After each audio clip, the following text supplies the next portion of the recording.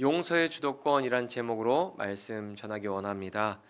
오늘 우리가 읽은 말씀은 탕자의 비유라고 불리는 말씀입니다. 교회를 다니는 사람들은 모르는 사람이 없을 만큼 이 비유는 우리에게 굉장히 익숙하고 유명한 말씀이죠.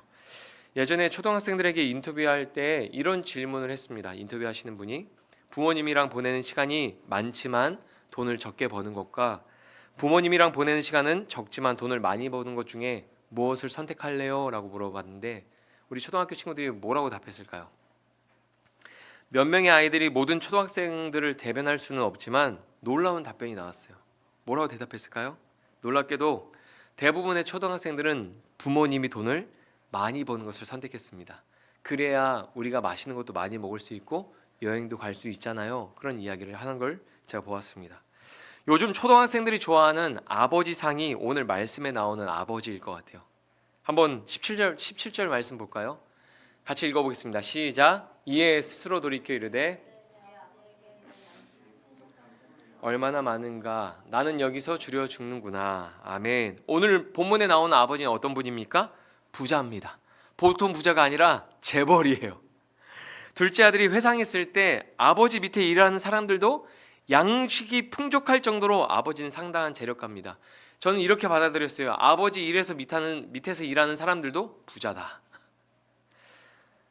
쉽게 말해서 지금 이 말씀에 나오는 아버지는 어떤 분입니까? 돈이 아주 많은 사람이에요.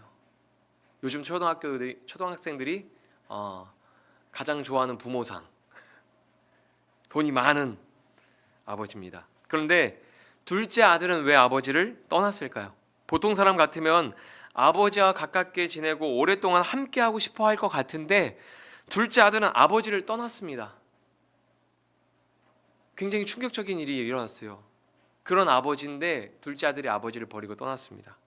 아버지와 관계가 나빠서 그랬을까요? 아버지가 폭력적이고 권위적이어서 같이 지내는 게 힘들어서 너무 괴로워서 집을 나간 걸까요? 아닙니다. 아버지와 아들의 관계는 전혀 문제가 없습니다. 그렇다면 둘째 아들은 왜 풍족하고 부유한 집을 뛰쳐나갔을까요? 왜 아버지를 떠났을까요? 집을 나갈 만한 이유를 아무리 생각해봐도, 아무리 찾아봐도 찾을 수가 없어요.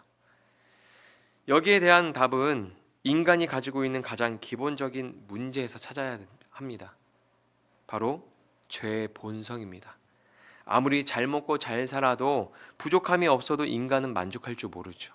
감사할 줄 모르는 게 인간이 가지고 있는 죄의 본성입니다. 창세기 6장에 보면 이런 말씀이 있습니다.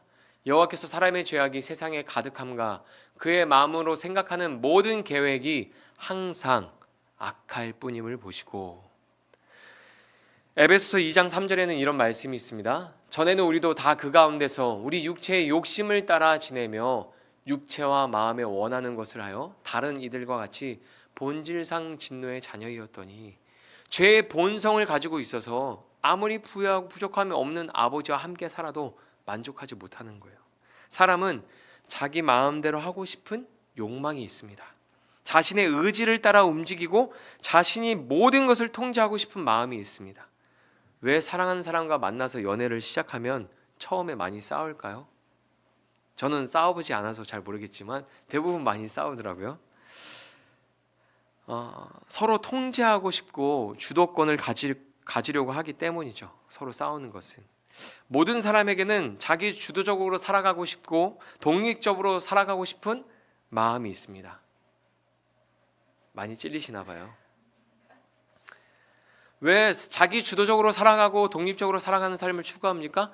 거기에 행복이 있다고 생각하기 때문이에요. 그래요. 자기가 지금 어떤 누군가의 어떠한 그늘 아래에 있는 것보다 그 그늘 밖에서 자기 주도적으로 사는 것이 더 큰 행복이 있다고 생각하기 때문입니다. 아담과 하와도 선악과를 먹으면 하나님처럼 될 거라고 생각을 했습니다. 하나님의 통치를 떠나서 독립적으로 살아가면 더 큰 행복을 누릴 수 있을 거라고 생각을 했습니다. 그러나 그들은 하나님처럼 세상을 다스릴 수 없었죠. 하나님의 말씀에 불순종하고 하나님을 떠난 그들에게는 실패와 고통과 슬픔뿐이었습니다. 오늘 말씀에서 풍족하고 부유한 아버지를 떠난 둘째 아들이 맞이한 결론이 무엇입니까? 실패와 고통과 슬픔입니다. 오늘 말씀이 주는 교훈을 우리는 마음에 새겨야 합니다. 인간은 혼자서는 실패할 수밖에 없는 존재입니다. 풍족하고 부유한 하나님을 떠나서는 아무것도 할 수 없고 어떠한 열매도 맺을 수 없는 존재적 결함을 가지고 있는 게 인간입니다. 요한복음 15장 5절 함께 읽겠습니다. 나는 포도나무여 너희는 가지라. 그가 내 안에 내가 그 안에 거하면 사람이 열매를 많이 맺나니 나를 떠나서는 너희가 아무것도 할 수 없음이라. 아멘. 둘째 아들이 아버지를 떠난 이유를 기억하십시오. 첫째, 풍족하고 부유한 아버지에게 만족을 얻지 못해서 그렇습니다. 둘째, 자기 주도적이고 독립적인 삶을 추구했기 때문입니다. 하나님 안에서 만족하지 못하는 것, 독립적인 삶을 추구하는 것이 죄의 본성입니다. 오늘 비유에 나오는 둘째 아들의 죄는 무엇일까요? 아버지에게 만족하지 못하는 게 죄가 될까요? 그렇지 않습니다. 아버지에게 독립적인 삶을 원하는 것이 죄가 될까요? 그렇지 않습니다. 아들의 내면에서 불만족을 느끼고 독립적인 삶을 추구하는 게 죄가 되지는 않죠. 그러나 그것을 구체적으로 표현하고 실천하는 그 어떤 방법들이 잘못된 것입니다. 누가복음 15장 12절 말씀을 보면 이렇게 기록하고 있습니다. 그 둘째가 아버지에게 말하되 아버지여 재산 중에서 내게 돌아올 분깃을 내게 주소서 하는지라. 아버지가 그 살림을 각각 나누어 주었더니 아멘. 아들이 지금 아버지에게 무엇을 요구했습니까? 무엇을 요구했어요? 유산을 요구했습니다. 유산은 보통 언제 상속받습니까? 아버지가 돌아가셨을 때 상속받죠. 그런데 둘째 아들은 아버지가 시퍼렇게 살아있는데 죽은 사람 취급을 하고 독립하여서 아버지가 없는 사람처럼 살아보려고 한 겁니다. 그 행동이 죄가 되는 거죠. 자유롭게 살고자 하는 의지는 누구나 가질 수 있습니다. 그러나 둘째 아들은 아주 나쁜 방법으로 그것을 실천한 것이죠. 그리고 둘째 아들은 아버지의 시선이 닿지 않는 먼 곳으로 떠나서 독립적인 삶을 살아갑니다. 아버지에게 자기의 소식이 들리지 않는 먼 곳으로, 아버지의 능력이 닿지 않는 먼 곳으로 떠나서 홀로 살아갑니다. 그렇게 꿈꿨던 삶을 살아가요. 그 삶에서 누리는 기쁨은 아주 짧고 순간적인 기쁨이었습니다. 오늘 비유에도 아들이 누린 기쁨과 자유는 며칠을 못 가서 끝이 납니다. 누가복음 15장 13절에 보면 이런 말씀이 있습니다. 같이 읽어볼까요? 시작. 그 후 며칠이 안 되어 둘째 아들이 재물을 다 모아가지고 먼 나라에 가서 허랑방탕하여 그 재산을 낭비하더니. 아담과 하와가 선악과를 먹고 하나님이 없는 것처럼 살아보려고 했습니다. 선악과를 먹으면 하나님처럼 될 거라고 생각을 했습니다. 그러나 그들은 하나님처럼 될 수 없었죠. 오히려 충만하신 하나님의 통치 안에서 그 충만한 것들을 누렸던 인간이 선악과를 먹고 하나님의 자리를 자기들이 대신하려고 한 결과 어떻겠습니까? 충만한 것을 자기들이 채우려고 하는 결과 결핍을 느끼게 되죠. 채울 수 없는 공허함과 외로움과 두려움을 느끼게 되죠. 마찬가지로 오늘 비유에 나오는 둘째 아들도 아버지를 죽은 것처럼 대했지만 죽은 아버지가 될 수는 없었습니다. 죄가 무엇입니까? 자녀로 살지 않고 독립적인 존재가 되려고 하는 겁니다. 하나님의 택한 백성, 자녀로 부르심을 받았지만 독립적인 존재로 살려고 하는 것이 죄입니다. 이 비유의 말씀을 듣고 있는 사람들이 누굽니까? 이스라엘 백성들입니다. 그들에게 말씀을 가르치는 바리새인들과 서기관들에게 하고 있는 비유의 말씀이죠. 예수님은 이 말씀을 통해서 그들의 죄를 고발하는 거죠. 너희가 하나님의 택한 백성이지만 자녀지만 하나님을 죽은 신처럼 대하고 너희 마음대로 살려고 하는 그 죄를 고발하면서 그들이 돌아오길 바라는 마음으로 이 비유의 말씀을 예수님이 하시는 겁니다. 하나님의 말씀을 따라 살아야 하는 백성들이, 하나님을 닮아가야 하는 자녀들이 하나님을 죽은 존재처럼 대하고 자신이 주체가 되어서 독립적인 삶을 추구하는 죄를 예수님이 비유로 말씀하고 계시는 것이죠. 우리는 하나님의 택한 백성입니다. 우리는 하나님의 자녀로 부르심을 받은 사람들입니다. 살아계신 하나님을 죽은 하나님처럼 대하며 나아가는 모든 시도는 실패할 것입니다. 그리고 고통과 슬픔이 될 뿐입니다. 이 땅에서 하나님의 자녀로 살아가는 것이 기쁨입니다. 하나님 안에서 영원한 만족과 평안이 있습니다. 아멘이십니까? 고린도후서 6장을 보면 이런 말씀이 있습니다. 같이 읽어보겠습니다. 무명한 자 같으나 유명한 자요, 죽은 자 같으나 보라 우리가 살아있고 징계를 받은 자 같으나 죽임을 당하지 아니하고, 근심하는 자 같으나 항상 기뻐하고, 가난한 자 같으나 많은 사람을 부유하게 하고, 아무것도 없는 자 같으나 모든 것을 가진 자로다. 아멘. 이 말씀에 공감이 되십니까? 저는 이 말씀 너무 좋아요. 무명한 자 같으나 유명한 자요, 근심하는 자 같으나 항상 기뻐하고, 가난한 자 같으나 부유하게 하고, 모든 사람을 부유하게 하고, 아무것도 없는 자 같으나 모든 것을 가진 자로다. 여러분, 참된 기쁨, 참된 행복은 세상에 있지 않고 독립적인 삶에 있지 않습니다. 하나님 안에 있고 하나님의 집, 하나님 나라에 있습니다. 둘째 아들이 유산을 받자마자 어떻게 합니까? 집을 뛰쳐나갔습니다. 그리고 그때부터 아버지의 기다림이 시작됩니다. 보통 아버지들은 그러지 않죠. 집 나간 아들을 조용히 기다리지 않습니다. 그리고 돌아왔다고 해서 잔치를 열어주고 막 새 옷을 입혀주고 신을 신겨주고, 그동안 힘들었지, 너가 원하는 거 다 해줄게, 그런 아버지 저는 거의 못 봤어요. 저는 집을 나갔다가 붙잡힌 친구가 아버지한테 붙들려서 방에서 날아다니는 것을 보았습니다. 아버지 덩치가 저보다 좋으시거든요. 한 손으로 이렇게 던지는데 70kg 정도 되는 친구가 막 이렇게 날아가요. 막 이렇게 날아가고. 다른 친구들의 부모님한테는 그냥 편하게 인사했지만 그분한테는 모두 깍듯하게 인사했어요. 오늘 비유에 등장하는 부유한 아버지는 아들을 기다립니다. 언제까지 기다립니까? 그 아들이 돌아올 때까지 기다려요. 지난주에 잃은 양에 대한 말씀을 함께 보았습니다. 목자가 잃은 양을 찾아 나선 이유는 관계 때문이죠. 다른 목자의 양이 아니라 내 양이기 때문입니다. 아버지가 아들을 기다리는 이유는 내 아들이기 때문에 기다리는 거예요. 시편 2장 2편 7절 말씀에 보면 이런 내용이 있습니다. 내가 여호와의 명령을 전하노라. 여호와께서 내게 이르시되 너는 내 아들이라. 오늘 내가 너를 낳았도다. 출애굽기 4장에 보면 이런 말씀이 있습니다. 너는 바로에게 이르기를 여호와의 말씀에 이스라엘은 내 아들 내 장자라. 하나님은 이스라엘이 하나님으로 만족하지 못하고 우상 숭배하며 이방인의 생활 방식을 따라 살아갈 때 돌아오기를 계속 기다리셨습니다.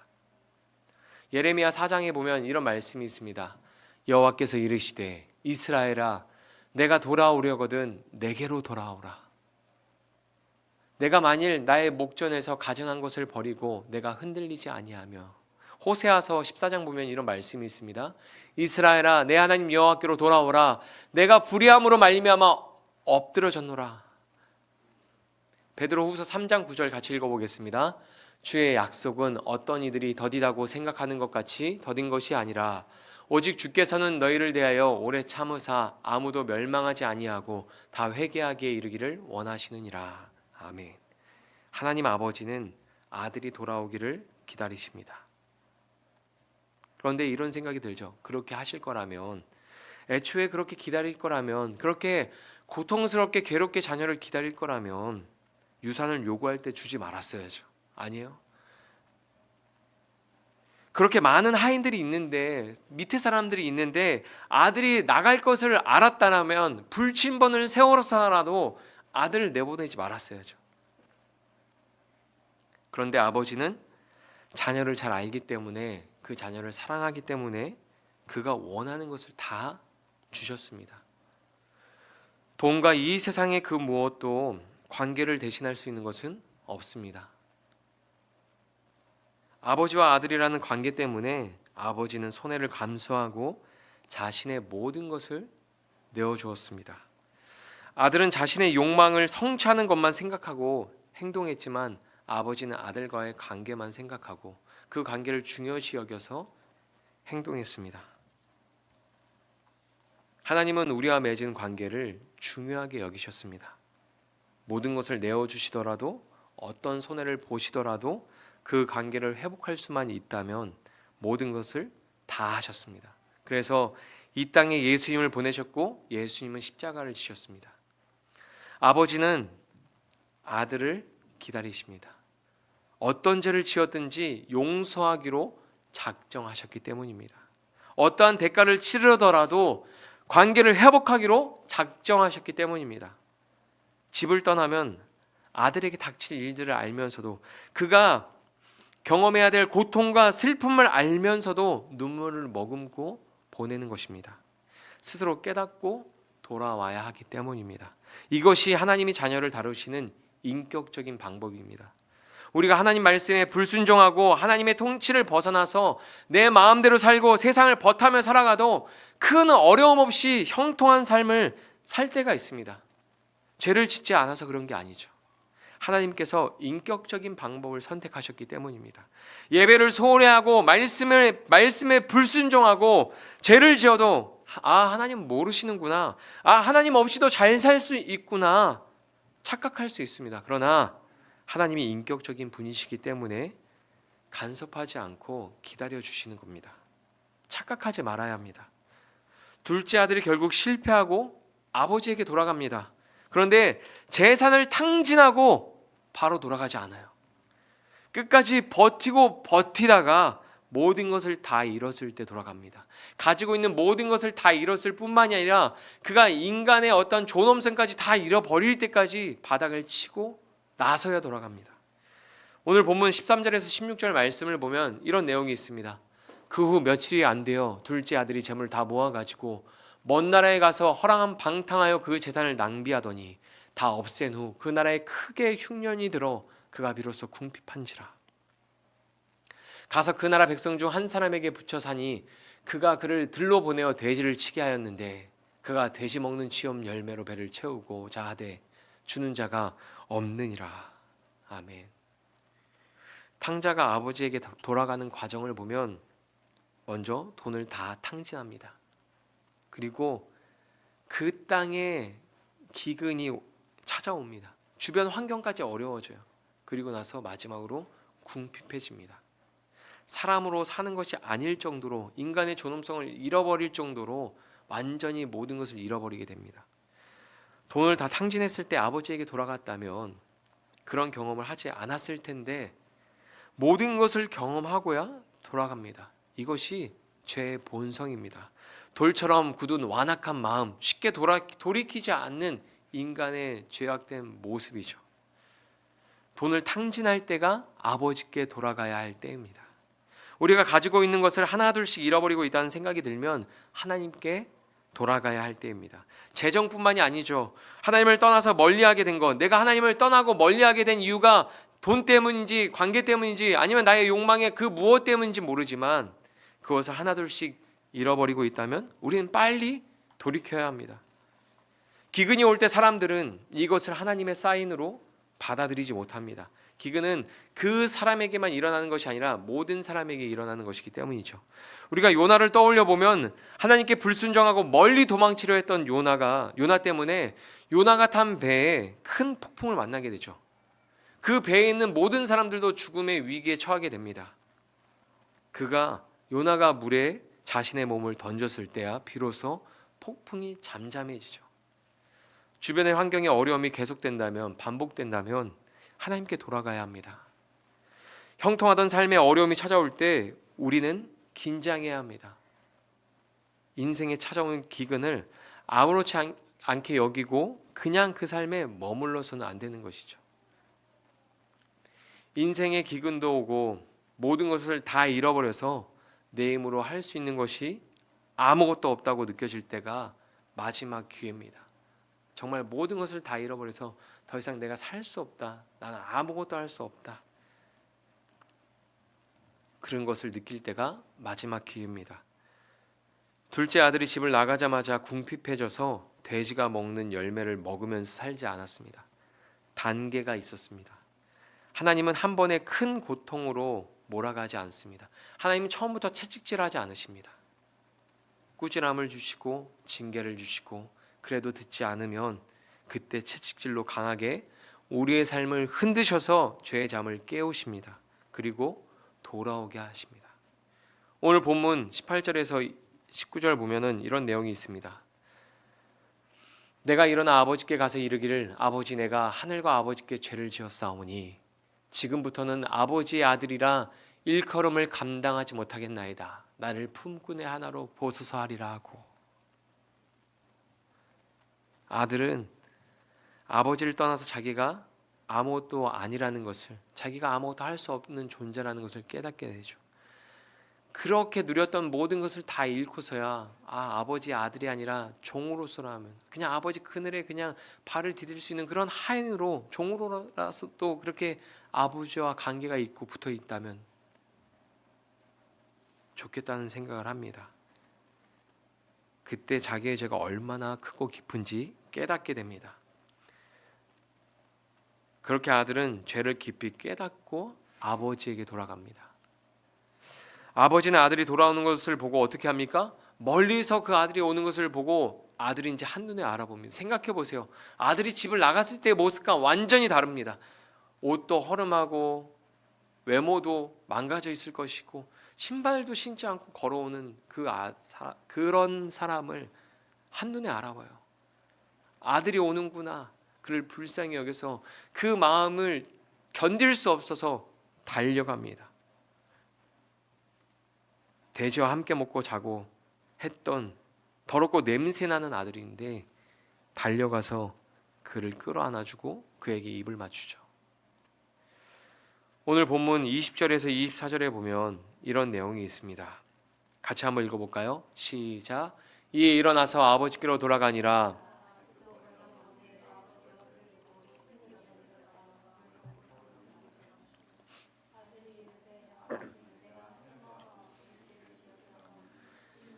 아버지의 아들이라 일컬음을 감당하지 못하겠나이다 하나 아버지는 종들에게 이르되 제일 좋은 옷을 내어다가 입히고 손에 가락지를 끼우고 발에 신을 신기라. 그리고 살진 송아지를 끌어다가 잡으라. 우리가 먹고 즐기자. 이 내 아들은 죽었다가 다시 살아났으며 내가 잃었다가 다시 얻었노라 하니 그들이 즐거워하더라. 아멘. 아멘. 여러분, 뭔가 잘못된 것 같지 않으세요? 아들이 저 멀리서 오면 달려가서 끌어안고 입을 맞추는 게 아니라 업어치기를 한번 이렇게 하고 회초리를 꺼내서 주머니에서, 그동안 너가 오면 이걸 꺼내기 위해서 내가 그렇게 나무를 다듬고, 옛날 드라마 같은 거 보면 회초리를 선비가 되기 위해서 막 이렇게 다듬는 것처럼 내가 이날을 위해서 너를 위해 회초리를 준비했다고 하면서 막 시퍼렇게 멍이 들 정도로 따끔하게 혼을 내줘야죠. 다시는 그렇게 어려움 당하고 고통당하지 않도록 바로잡기 위해서 회초리로 따끔하게 혼을 내줘야죠. 그 아들이 무릎 꿇고 두 손을 싹싹 빌면서 용서해달라고, 제발 잘못했으니까 다시 아버지 집에서 살 수 있게 해달라고 싹싹 빌면서 눈물 콧물 다 쏟을 때까지 혼을 내야죠. 그런데 아버지는 그렇게 하지 않습니다. 그 아들을 바라볼 때 어떻게 바라봅니까? 죽었다가 살아난 아들로 바라봐요. 혹시 하준파파라는 분이 있는데 혹시 아세요? 하준파파 비글 부부라고 유튜버 있는데 그분이 새롭게 하소서에 나오셔서 간증을 했던 장면이 이제 말씀을 준비하면서 생각났어요. 저도 이분 간증 들으면서 조금 울었어요. 예. 이분이 어떤 이야기를 했었냐면, 간증할 때 둘째 아들이 계속 밤새 토를 하니까 손수건으로 그걸 닦고 빨고 치우고 닦고 빨고 치우다가 밤새 토를 하니까 너무 힘들어서 화가 나서 그 손수건을 집어 던졌다는 거예요.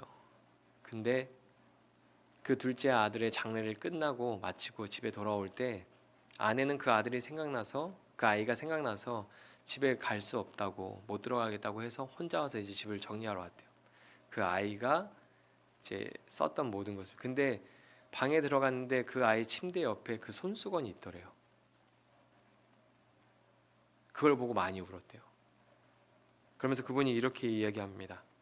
둘째만 돌아올 수 있다면 내가 세탁소를 차려서라도 손수건을 빨 수 있다고, 내가 손수건 100만 개라도 빨 거라고 하더라고요. 그 아들이 돌아올 수만 있다면.